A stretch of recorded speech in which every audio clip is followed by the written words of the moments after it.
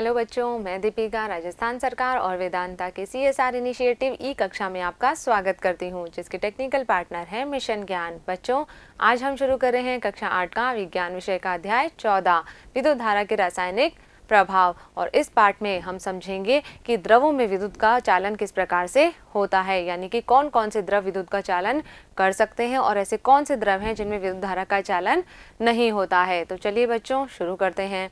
बच्चों, आप सभी ने देखा होगा कि हम अपने दैनिक जीवन में अपने घरों में बहुत सारे विद्युत उपकरण काम में लेते हैं, जैसे कि विद्युत इस्त्री, विद्युत बल्ब या विद्युत ओवन आदि। और बच्चों, ये जो भी उपकरण हैं ये विद्युत धारा के प्रवाह पर आधारित होते हैं, यानी कि जैसे ही हम इनके तार को प्लग में लगाते हैं और स्विच को ऑन करते हैं तो इनमें विद्युत धारा प्रवाहित होने लगती है और इसी के आधार पर ये उपकरण कार्य करते हैं। बच्चों, आपको पता है कि हमारे घरों में जो हमारे अभिभावक होते हैं या हमसे बड़े होते हैं, ये हमें क्या चेतावनी देते हैं कि हमें इन विद्युत उपकरणों को कभी भी गीले हाथों से काम में नहीं लेना चाहिए, यानी कि गीले हाथों से हमें इन विद्युत उपकरणों को नहीं छूना चाहिए। ऐसा क्यों कहते हैं बच्चों?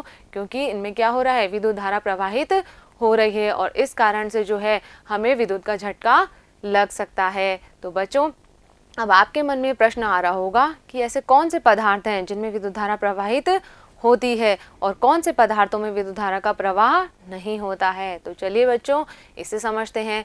तो बच्चों, विद्युत धारा के प्रवाह के आधार पर हमने पदार्थों को दो भागों में वर्गीकृत किया है। एक होते हैं सुचालक पदार्थ और दूसरे होते हैं कुचालक पदार्थ। अब सुचालक पदार्थ जो हैं उनमें विद्युत धारा का प्रवाह आसानी से हो जाता है, जबकि जो कुचालक पदार्थ हैं उनमें से विद्युत धारा प्रवाहित नहीं हो सकती है। तो सबसे पहले हम लेते हैं बच्चों सुचालक पदार्थ। तो क्या कह सकते हैं हम इन्हें कि जो पदार्थ अपने से होकर विद्युत धारा को प्रवाहित होने देते हैं वे क्या कहलाते हैं?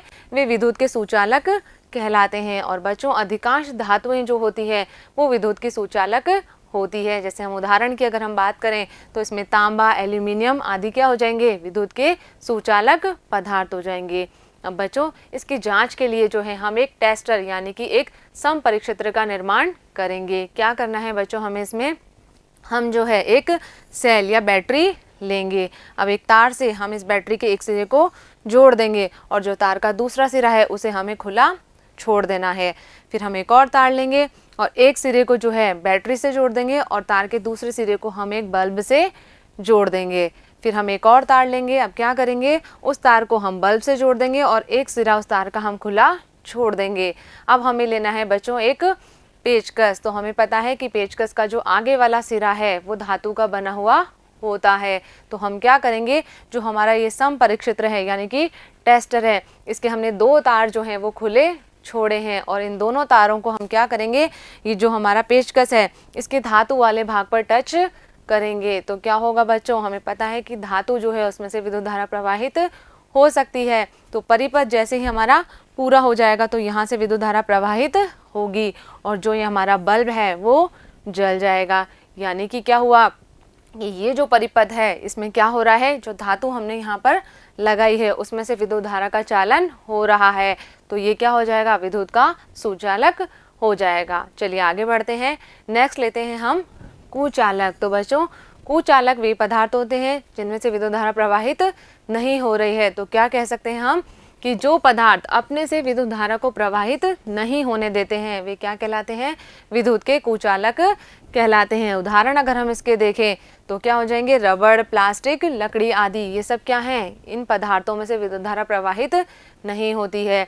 इसकी जांच करने के लिए भी हम सेम परिक्षेत्र का उपयोग करेंगे। क्या कर रहे हैं? अब हम पहले हमने जो है इन दोनों तारों के खुले सिरों को क्या किया था, इस धातु वाले भाग पर टच कराया था। लेकिन अब क्या करेंगे, जो हमारा पेचकस है उसके पीछे का जो हैंडल वाला भाग है उस पर हम इन दोनों तारों को टच करा रहे हैं और हमें पता है कि ये भाग जो है प्लास्टिक का बना हुआ है और प्लास्टिक में से विद्युत धारा प्रवाहित नहीं होगी। तो बच्चों, यहाँ पर जो हमारा बल्ब है वो नहीं जलेगा, क्योंकि क्या हो रहा है, इस समपरिक्षेत्र का परिपथ पूरा नहीं हो रहा है। तो हम कह सकते हैं कि ये जो पदार्थ है ये क्या है? विद्युत धारा का कुचालक पदार्थ है।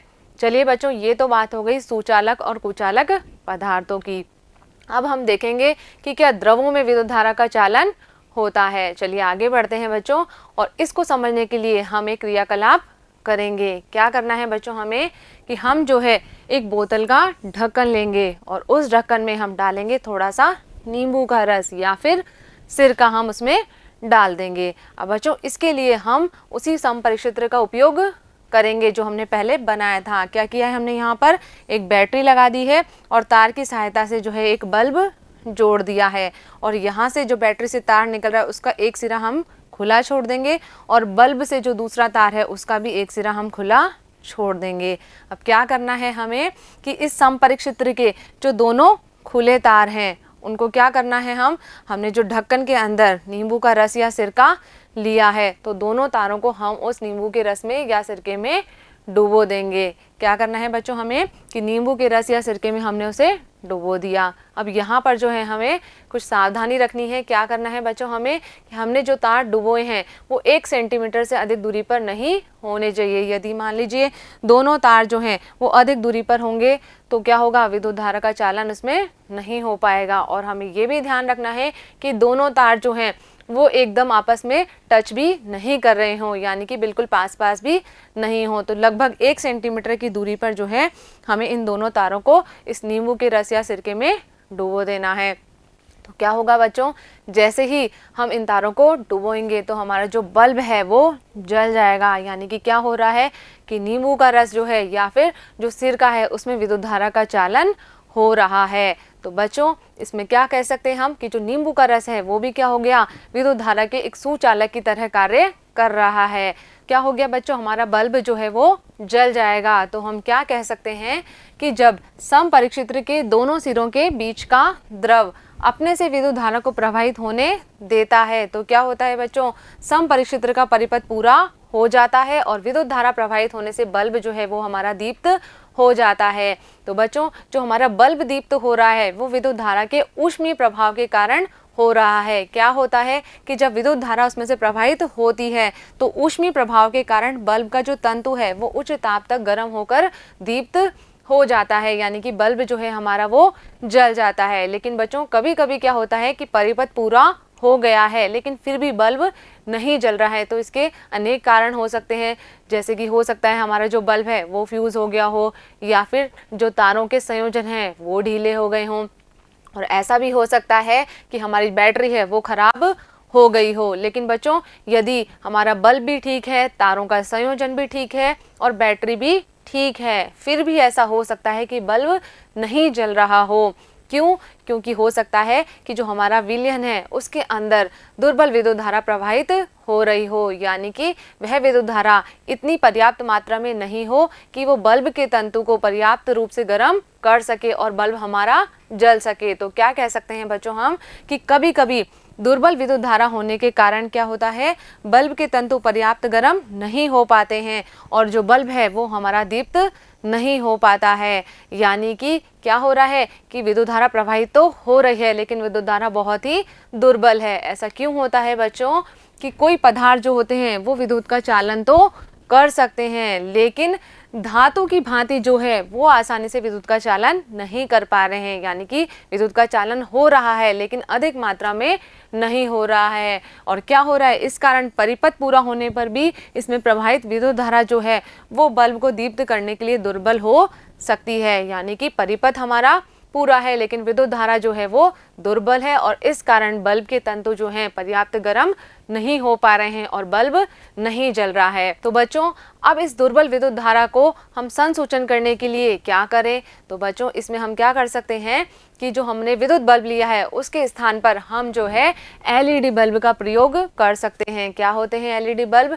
एलईडी बल्ब जो होते हैं लाइट इमिटिंग डायोड होते हैं, यानी कि प्रकाश उत्सर्जक डायोड होते हैं। और ये जो एलईडी बल्ब होते हैं बच्चों ये दुर्बल विद्युत धारा प्रवाहित होने पर भी दीप्त हो जाते हैं। तो हम क्या करेंगे, जो हमने साधारण बल्ब लिया है उसके स्थान पर इस एलईडी बल्ब का प्रयोग करेंगे।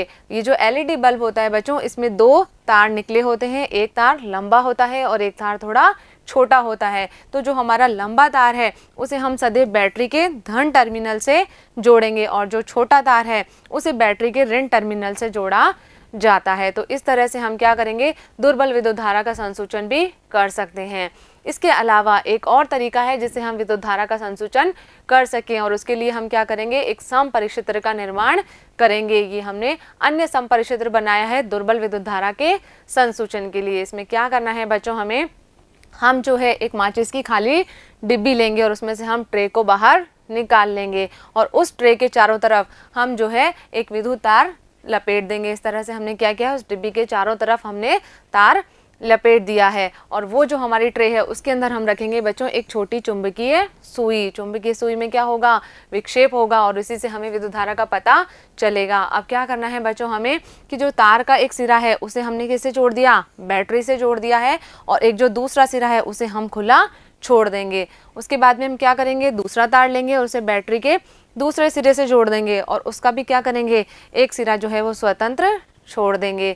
अब क्या करेंगे, हमने जो क्रियाकलाप पहले किया उसे ही हम दोहराएंगे, यानी कि हम एक बोतल के ढक्कन में क्या लेंगे, नींबू का रस या सिरका लेंगे और इस दोनों तारों को हम जो है उस नींबू के रस के अंदर डुबोएंगे। तो क्या होगा, ये जो चुंबकीय सुई है उसमें हमें विक्षेप दिखाई देगा, यानी कि क्या हो रहा है, जैसे ही परिपथ पूरा होता है उसमें विद्युत धारा प्रवाहित होती है और विद्युत धारा के चुंबकीय प्रभाव के कारण जो है ये चुंबकीय सुई विक्षेप दर्शाती है। तो बच्चों हम क्या देखेंगे उसमें, कि जब हमने दोनों तारों को क्या किया, स्वतंत्र सिरों को जो है वो नींबू के रस में डुबोया और फिर बाद में हमने क्या किया, इस क्रियाकलाप को अन्य द्रवों जैसे कि टोटी का पानी, वनस्पति तेल, दूध, शहद आदि के साथ में भी दोहराया। बार बार हम क्या कर रहे हैं, इसे अलग अलग द्रवों के साथ में हम प्रेक्षण नोट कर रहे हैं। लेकिन इसमें हमें ध्यान क्या रखना है बच्चों, कि जब भी हम क्या करें, किसी द्रव का परीक्षण करें उसके बाद में हमें क्या करना है कि समपरिक्षेत्र के सिरों को जल में धोना है और उसे फिर पहुंचकर साफ करना है। उसके बाद ही हमें दूसरे द्रव का प्रयोग करना है। तो बच्चों इस तरह से जब हम प्रेक्षण नोट करेंगे तो हम क्या पाएंगे कि कुछ द्रव क्या होते हैं, चुंबकीय सुई जो है वो विक्षेप दर्शाती है, जबकि कुछ द्रवों में चुंबकीय सुई में कोई विक्षेप नहीं आता है। तो इसी के आधार पर हम जो है कुछ पदार्थों को विद्युत धारा के सुचालक और कुछ को हम हीन चालकों के रूप में वर्गीकृत कर सकते हैं। यहाँ पर बच्चों जब हमने नींबू का रस लिया तो चुंबकीय सुई में क्या हुआ, विक्षेप हमें दिखाई दिया, तो हम क्या कह सकते हैं कि ये विद्युत की अच्छा चालक है। इसके अलावा जब हमने सिरका लिया तभी भी क्या हुआ, चुंबकीय सुई में विक्षेप हुआ, तो ये भी क्या हो गई, विद्युत का अच्छा चालक है। नेक्स्ट हमने लिया बच्चों टोटी का पानी, यानी कि नल का जो है हमने साधारण पानी लिया और उससे भी क्या हुई, चुंबकीय सुई विक्षेपित हुई। तो हम कह सकते हैं कि जो टोटी का पानी है वो भी विद्युत धारा का अच्छा चालक है। उसके बाद में लिया बच्चों हमने वनस्पति तेल, तो जब हमने तेल लिया तो क्या हुआ, चुंबकीय सुई में कोई भी विक्षेप दिखाई नहीं दिया। तो हम क्या कह सकते हैं कि ये जो तेल है ये क्या है, विद्युत का हीन चालक है। नेक्स्ट हमने लिया दूध, तो बच्चों दूध से भी क्या हुई, चुंबकीय सुई विक्षेपित हुई, तो क्या कहेंगे कि दूध क्या है, विद्युत का सुचालक है। नेक्स्ट लिया हमने शहद, और शहद से क्या हुआ कि चुंबकीय सुई में कोई विक्षेप दिखाई नहीं दिया, तो हम क्या कह सकते हैं कि जो हमारा शहद है ये भी क्या है, विद्युत का हीन चालक है। तो बच्चों हम देख सकते हैं कि अधिकांश द्रव जो हैं विशेष परिस्थितियों में विद्युत धारा का चालन कर रहे हैं। जैसे कि बच्चों हम बात करें वायु की, तो वायु जो है वो भी क्या है, विद्युत की एक हीन चालक होती है। साधारण परिस्थितियों में वायु में विद्युत धारा प्रवाहित नहीं होती है, लेकिन आपने देखा होगा कि बरसात के मौसम में जब गरज होती है, बादल गरजते हैं तो बिजली चमकने की या बिजली की आवाज़ हमें सुनाई देती है, तड़ित जो है वो धरती पर आती है, तो उस समय क्या होती है, वायु जो है वो विद्युत के सुचालक की तरह कार्य करती है। तो हम क्या कह सकते हैं बच्चों कि विशेष परिस्थितियों में अधिकांश पदार्थ जो होते हैं वो विद्युत का चालन कर सकते हैं, और इसीलिए हमने जो है पदार्थों को चालक तथा विद्युत रोधियों के रूप में वर्गीकृत करने की बजाय किसे अच्छा माना है कि उसे जो है अच्छे चालकों तथा हीन चालकों के रूप में वर्गीकृत करने को अधिक मान्यता दी जाती है। यानी कि हम पदार्थों को विद्युत के हीन चालक और अच्छे चालकों के रूप में वर्गीकृत कर सकते हैं। चलिए बच्चों ये तो बात हो गई अलग अलग प्रकार के द्रवों में विद्युत धारा के चालन की। अब आगे बढ़ते हैं हम और देखते हैं कि क्या आसुत जल में विद्युत धारा प्रवाहित हो सकती है या नहीं। तो बच्चों इसके लिए भी हम क्या करेंगे, एक क्रियाकलाप करेंगे। क्या करना है बच्चों हमें कि हम लेंगे एक स्वच्छ तथा सूखा प्लास्टिक का ढक्कन, हमें साफ ढक्कन लेना है और उसमें हम क्या भरेंगे बच्चों, उसमें हम भर देंगे आसुत जल, और हमारा जो समपरिक्षेत्र है उसका हम उपयोग यहाँ पर करेंगे। क्या करना है बच्चों हमें कि हमने तार को क्या कर दिया, बैटरी से जोड़ दिया और एक सिरा हम खुला रख देंगे और दूसरे तार को बल्ब से जोड़ के हमने क्या कर दिया है, एक सिरा उसका खुला छोड़ दिया है। बच्चों, आसुत जल जो है वो क्या होता है, एक प्रकार का शुद्ध जल होता है जिसमें किसी भी प्रकार की अशुद्धि नहीं होती है और इसे जो है आसवन विधि के द्वारा प्राप्त किया जाता है। बच्चों, आपको जो है ये आसुत जल आपके विद्यालय की प्रयोगशाला से मिल जाएगा। फिर क्या करेंगे, हम ढक्कन के अंदर जो है आसुत जल भरेंगे और जो हमारा तार है, जो हमारा समपरिक्षित्र है, उसके दोनों तारों को उस आसुत जल में डुबो देंगे और हम प्रेक्षण नोट करेंगे। बच्चों, क्या हमारा बल्ब जलेगा या नहीं जलेगा? नहीं जलेगा, क्योंकि आसुत जल में विद्युत धारा का चालन नहीं होता है। अब क्या करेंगे बच्चों, हम इस जल में एक चुटकी नमक मिला देंगे। नमक मिलाकर हम उसे अच्छे से घोल देंगे और दोबारा से हम इस क्रियाकलाप को दोहराएंगे। तो क्या होगा बच्चों, हमारा जो बल्ब है वो अचानक से जल जाएगा। बल्ब जो हमारा है वो दीप्त हो जाएगा। क्यों हो रहा है बच्चों? क्योंकि आसुत जल में तो विद्युत का चालन नहीं हो रहा था, लेकिन जैसे ही हमने उसमें नमक या लवण मिला दिया है तो हमारा जो द्रव है वो क्या हो गया, विद्युत धारा का चालन करने लग गया और इस वजह से परिपथ पूरा हो गया और बल्ब जो है वो दीप्त हो जाता है। तो क्या कह सकते हैं बच्चों हम कि जो हमारा आसुत जल है उसमें विद्युत धारा का चालन नहीं होता है। क्यों नहीं होता है? क्योंकि यह जल जो है वो लवणों से मुक्त होता है और जब हम इस आसुत जल में नमक घोलते हैं तो उसमें विद्युत धारा का चालन होता है, क्योंकि नमक क्या है, विद्युत का अच्छा चालक होता है। इसी प्रकार से बच्चों, जब हम जो है नल का या हैंडपंप का, कुएं का, तालाब आदि का पानी लेंगे और इस क्रियाकलाप को दोहराएंगे तो क्या होगा, हमारा बल्ब जो है वो दीप्त हो जाएगा, क्योंकि ये सब जो पानी है वो भी क्या करते हैं, विद्युत धारा का चालन करते हैं। क्यों करते हैं? क्योंकि इनमें भी जो है प्राकृतिक रूप से खनिज लवण जो है वो विद्यमान होते हैं, अतः इनमें भी क्या होता है, विद्युत धारा का चालन होता है। और बच्चों, आप देखेंगे कि जो अधिकांश द्रव हैं जिनमें विद्युत धारा का चालन हो रहा है वे क्या होते हैं, अम्लों, क्षारकों या लवणों के विलयन होते हैं। यानी कि अम्ल, क्षार और जो लवण के विलयन है उनमें विद्युत धारा का चालन आसानी से हो जाता है। चलिए बच्चों, आगे बढ़ते हैं। नेक्स्ट है बच्चों हमारे पास में एक सावधानी, यानी कि हमें क्या ध्यान रखना है, हमें एक सावधानी का हमेशा विशेष तौर पर ध्यान रखना है। हमें जो है विद्युत उपकरण कभी भी गीले हाथों से नहीं छूने हैं या फिर गीले फर्श पर खड़े होकर नहीं छूने हैं। क्यों नहीं छूने हैं बच्चों? क्योंकि जल में क्या होते हैं, प्राकृतिक रूप से जो है थोड़ी मात्रा में खनिज लवण विद्यमान होते हैं और ये जो जल है ये विद्युत का सुचालक होता है और यदि हम गीले हाथों से या गीले फर्श पर खड़े होकर विद्युत उपकरणों का प्रयोग करेंगे तो हमें जो है विद्युत का झटका लग सकता है, करंट हमें लग सकता है। इसलिए हमें सावधानी रखनी है कि जब भी हम विद्युत उपकरणों का प्रयोग करें तो हमारे हाथ जो हैं वो बिल्कुल सूखे हों और जिस फर्श पर हम खड़े हैं वो फर्श भी एकदम सूखा होना चाहिए। तो बच्चों, यहाँ पर जो है हमारा ये भाग कंप्लीट होता है। मुझे उम्मीद है कि इस वीडियो में हमने जो भी बातें करी है वो आपको अच्छे से समझ में आ गई होगी और आपने इनको अपनी कॉपी में नोट भी कर लिया होगा। तो इस वीडियो पर आधारित मैं आपको 2 प्रश्न दे रही हूँ जिनके उत्तर आपको अपनी कॉपी में लिखने हैं। बच्चों, पहला प्रश्न है हमारा, सुचालक किसे कहते हैं, और दूसरा प्रश्न है, आसुत जल में विद्युत धारा का चालन क्यों नहीं होता है। इन दोनों प्रश्नों के उत्तर आपको अपनी कॉपी में नोट करने हैं। मिलेंगे हम अगले वीडियो में इन प्रश्नों के उत्तर के साथ। तब तक आप पढ़ते रहिए, आगे पढ़ते रहिए। धन्यवाद।